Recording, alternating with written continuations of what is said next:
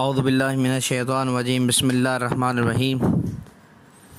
گزشتہ چند دنوں سے ملک پاکستان کو فرقہ واریت کی آگ میں دھکیلنے کی بھرپور کوشش کی جا رہی ہے۔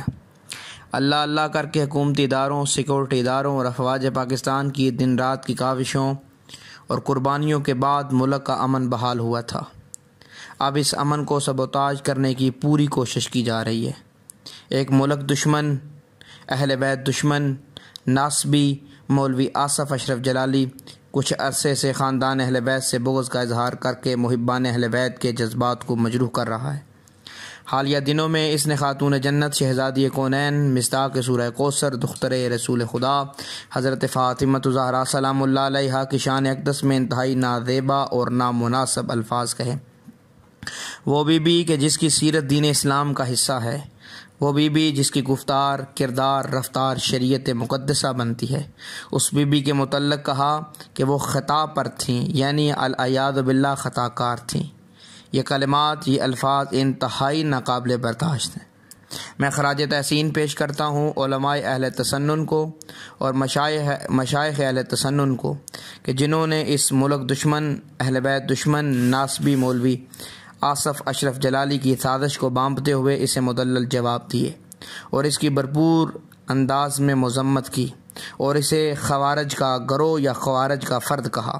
سوشل میڈیا گواہ ہے کہ انہی مشائخ اور علماء نے برملا کہا ہے کہ کسی بھی مسلمان کا اور بالخصوص مکتب اہل سنت والجماعت کا یہ نظریہ بالکل نہیں ہو سکتا کہ بحث فدق میں رسول خدا کی دختر خطا پر تھیں، اور کہا کہ یہ نظریہ اور سوچ کسی غیر مسلم کی تو ہو سکتی ہے، کسی محب رسول اور آل رسول کی نہیں ہو سکتی۔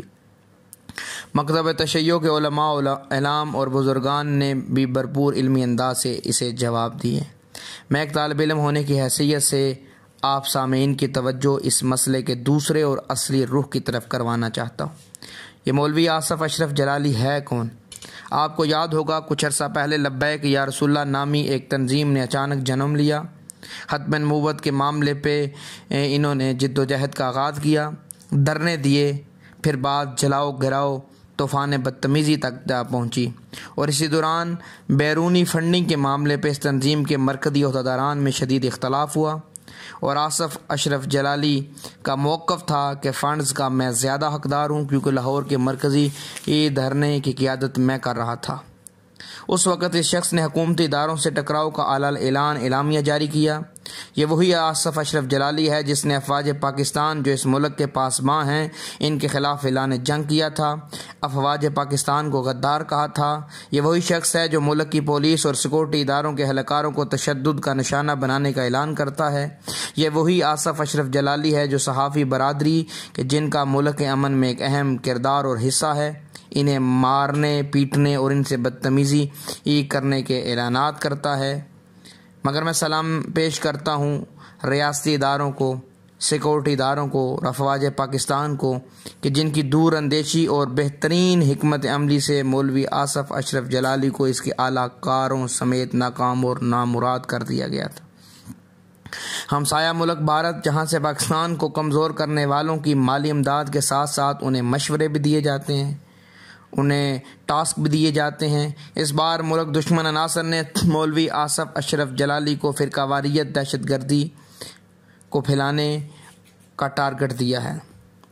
اس نے اس وقت وہ بیانات اور وہ نظریات اور عقائد جاری کیے ہیں جو کسی مسلمان کے عقائد و نظریات نہیں ہیں، اور اس نے حساس موضوع کا انتخاب کیا، وہ حساس موضوع جس سے آسانی سے مسل کے اختلافات کو ہوا دی جا سکتی ہے اور ملک میں انتشار پیدا کیا جا سکتا ہے۔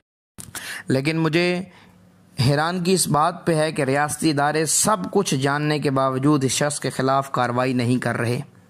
ملک بھر کے تھانوں میں امن پسند لوگوں نے، عاشقان رسول اور آل رسول نے درخواستیں جمع کرائیں کہ اس فرقہ واریت پھیلانے والے شخص، پاکستان کے امن کو تباہ کرنے والے شخص کے خلاف قانونی کارروائی کی جائے، مگر ہر طرف خاموشی ہے۔ یہ کہہ کر ٹال مٹول کی گئی کہ یہ سائبر کرائم کا کیس ہے، جبکہ میرے پاس سینکڑوں ایسی FIR ہیں جو جرم سائبر کرائم کا تھا مگر کارروائی تھانہ پولیس کرتی ہے۔ علماء اور بزرگان نے مسلسل جد و جہد اور کوشش کی اور ایک FIR سمن آباد لاہور میں کاٹی گئی۔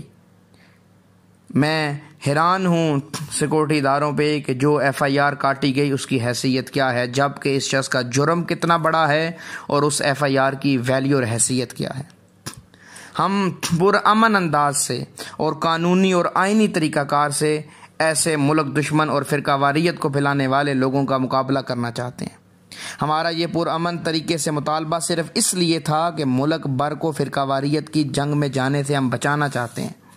یہ پرامن کوشش، ہماری اس پرامن کوشش کو ہماری بزدلی یا کمزوری مت سمجھا جائے۔ یہ پرامن کوشش اس لیے کی گئی ہے اور قانونی راستہ اس لیے اپنایا گیا ہے کہ ہم ملک کے امن کے محافظ ہیں، ہم اس کے امن کو تباہ نہیں کرنا چاہتے۔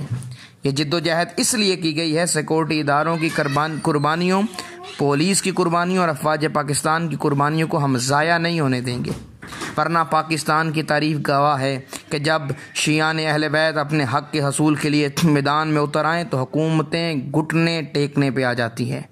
ہم صرف اس لیے سڑکوں پہ نہیں آئے، اس لیے ہم دوسرے راستے اختیار نہیں کر رہے کہ ہم ملک دشمن عناصر کے اعلی کار نہیں بننا چاہتے، ہم ملک دشمن عناصر کو کامیاب نہیں ہونا دینا چاہتے، مگر میں بالکل واضح کہوں کہ یہ وطن ہم نے بنایا ہے، ہمارے بزرگوں نے بنایا اور اس کا تحفظ ہماری ذمہ داری ہے، اس کا امن ہماری ذمہ داری ہے۔ ہم اس لیے خاموش ہیں، ورنہ ہمیں بہت سارے انداز آتے ہیں کہ کس طرح دشمن اہل بیت کی زبان کو کھینچا جا سکتا ہے۔ اس مولوی کی بد زبانی اور ملک دشمنی بھی ملاحظہ فرمائیں کہ ایک تو اس نے سیدہ کائنات کے شان اقدس میں توہین آمیز کلمات کے، اور اس کے بعد جو ایف آئی آر کاٹی گئی اس ایف آئی آر کو کاٹنے والے پولیس اہلکار اور لاہور سمن آباد کے ایس ایچ او کو قتل کی دھمکیاں دی جا رہی ہیں، اسے پھانسی کا مطالبہ کیا جا رہا ہے۔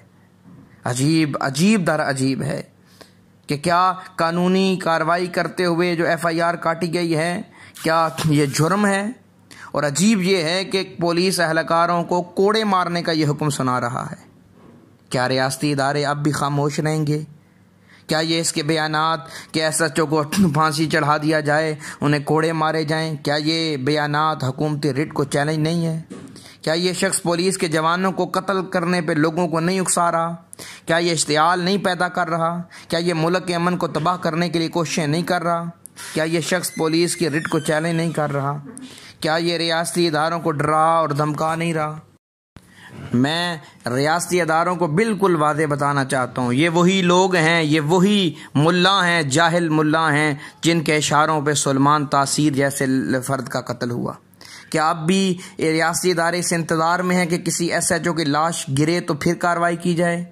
کیا اب بھی ریاستی ادارے اس انتظار میں ہیں کہ کسی تھانے پہ حملہ کیا جائے اور پولیس اہلکاروں کو تادیانے مارے جائیں، انہیں کوڑے مارے جائیں تو پھر قانونی کارروائی کی جائے گی؟ مجھے بتائیے کہ کیا ریاستی ادارے اس انتظار میں ہیں کہ کوئی ایس ایچ او جو ہے وہ مارا جائے اور اس کے یتیم بچے پھر حکومت سے سوال کریں کہ ہمارے باپ کو کس جرم میں مارا گیا؟ یہ وہی فرقہ پرستی کو ہوا دینے والے یہ وہی لوگ ہیں جنہوں نے ہمیشہ ملک کے امن کو تباہ کیا ہے، جنہوں نے ملک کے محافظوں پہ حملہ کیا ہے۔